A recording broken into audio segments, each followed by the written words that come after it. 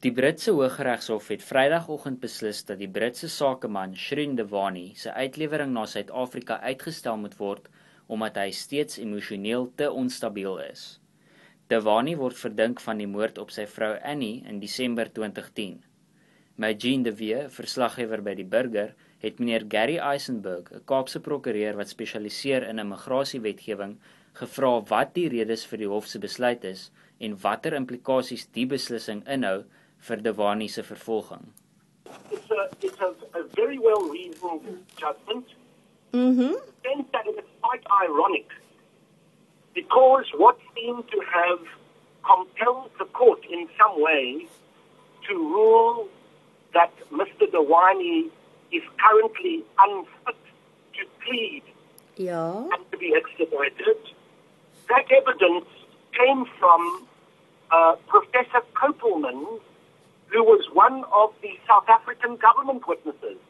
That was very ironic about what happened in the appeal. Okay. In other words, the government of South Africa had, of course, applied for Mr. Dewani's extradition and had opposed Mr. Dewani's appeal.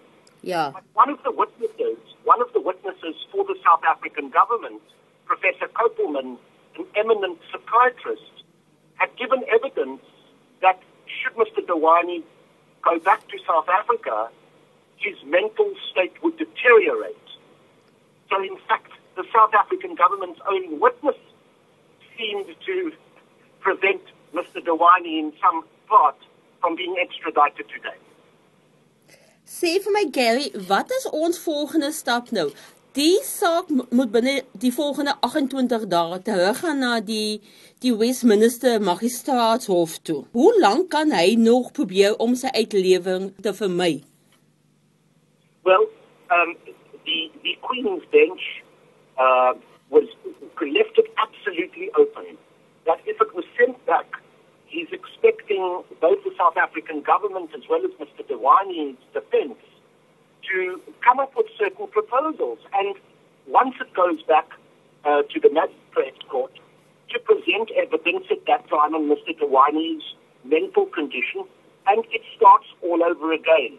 So this ultimately could either lead to a continuation of adjournments, as what happened today, or it could ultimately lead to Mr. Dewani's total discharge, where there's absolutely no hope of him coming back to South Africa to stand trial should his mental condition worsen.